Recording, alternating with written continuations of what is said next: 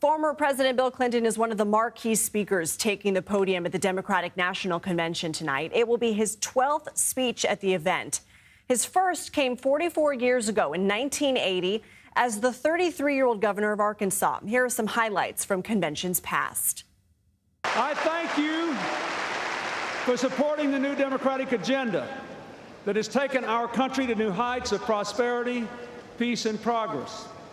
As always, of course, the lion's share of the credit goes to the American people who do the work, raise the kids, and dream the dreams. Senator Obama's life is a 21st century incarnation of the old-fashioned American dream. His achievements are proof of our continuing progress toward the more perfect union of our founders' dreams. Doug Brinkley joins us now from Chicago. He is the Katherine Tsanoff Brown Chair in Humanities and a professor of history at Rice University.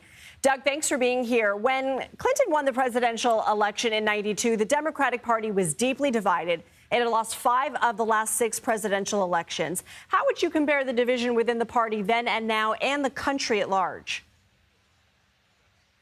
Well, Bill Clinton did something quite miraculous. He started defining himself as a new Democrat, meaning after Walter Mondale lost in 1984 and Dukakis in '88, Clinton started saying, I'm something different. I'm not a liberal.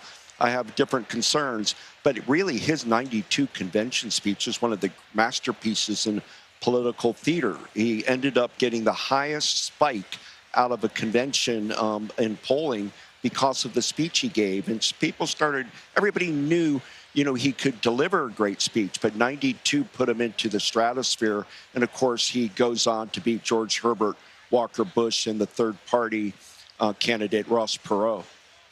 You know the Clintons well. What can we expect to hear tonight?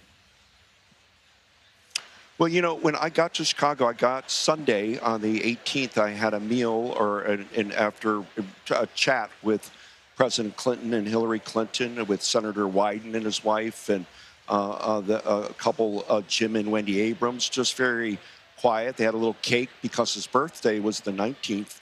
And I got to ask President Clinton about some of the past moments. And he went in telling us about his train ride in 1996. And instead of, flying in a private jet, it was a different climate. You would use it as almost a whistle-stop type of environment for his reelection. And then, of course, in 2000, just how important it would have been if Al Gore would have embraced Bill Clinton. He was sky-high still Clinton in the polls. He could have won a third term. But Gore chose, due to problems in the Clinton presidency, scandals, not to unleash Bill Clinton. And alas, that was a mistake for Al Gore. Most people think that he should have let Clinton go out and campaign heartily. So I think Kamala Harris is right.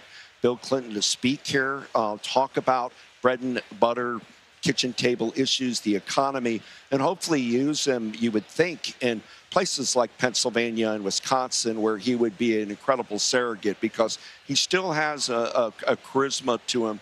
He's still able to draw people in and break down what real American life is. The best thing about Clinton is he talks to people, meaning he'll talk to somebody who works at a laundromat. He'll talk to somebody who's working on the street.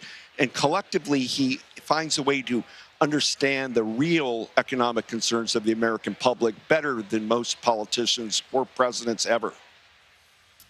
Doug, there have been a lot of comparisons drawn between this convention and that of 1968. I mean, do some circumstances remind you and sort of make you feel like time is a flat circle? I mean, for example, Lyndon B. Johnson had announced he wouldn't seek re-election. Protests outside the convention hall, then against the Vietnam War, this time around the Israel-Hamas war. It did ring my bell of '68. I wrote an essay for Vanity Fair recently about the comparisons. But in '68, once Lyndon Johnson stepped down March 31, he had already done badly in the New Hampshire primary. Johnson, his health had deteriorated. Eugene McCarthy, the senator from Minnesota, was already up and running. And of course, then Robert F. Kennedy entered, won California primary, and was tragically killed. So when you got to Chicago, it really was a tinderbox. And Mayor Daley had overdone the police inside the convention hall. People like Dan Rather, the CBS reporter, was a beat journalist being tear gassed outside. But those young people and other Americans, but particularly young people in '68, they were protesting about being drafted. They didn't want to go fight in Vietnam. They had a real stake in it. So it was much more contentious. This has sort of been contained, lower key, but that doesn't mean what's happening in the Gaza war isn't deeply significant. But it hasn't really affected the milieu within the United Arena, except for perhaps hyper security precautions. Doug Brinkley, always good to talk to you. Thank you. Thank you.